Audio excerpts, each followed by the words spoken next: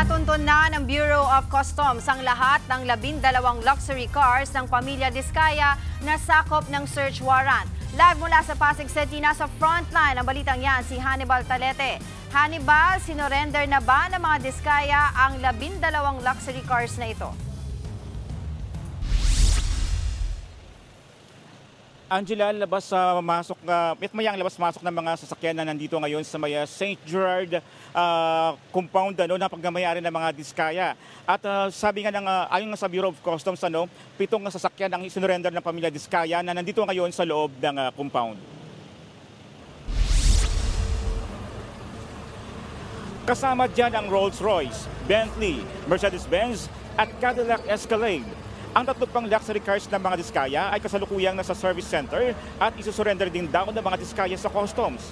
Lahat ng ito ay sinelyuhan ng BOC at binabantayan ng mga tauhan ng Philippine Coast Guard. Bago ito, 2 lang sa 12 luxury cars ng mga Diskaya ang nadatnan ng BOC nang maghain sila ng search warrant kahapon dito sa St. Gerard compound. Inimbestigahan daw ng customs kung dumaan sa tamang proseso ang pagbili sa mga mamahaling sasakyan na ito. Kung may pagkukulang naman daw, magkakaroon ng legal na hakbang ang alinsunod sa Customs Modernization and Tariff Act. Naunang sinabi ng tagapagsalita ng mga Diskaya na legal at dumaan sa tamang proseso ang pagbili ng luxury cars ng mga kontraktor ng flood control projects.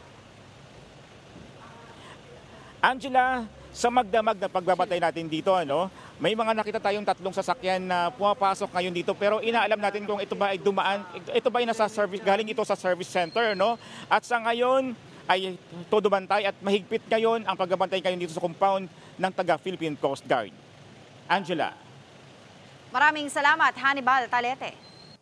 Mga kapatid, Angela Lagunsad Castro po para sa komprehensibo at makabuluhang balitaan at talakayan. Mag-follow at subscribe na sa social media pages ng News 5.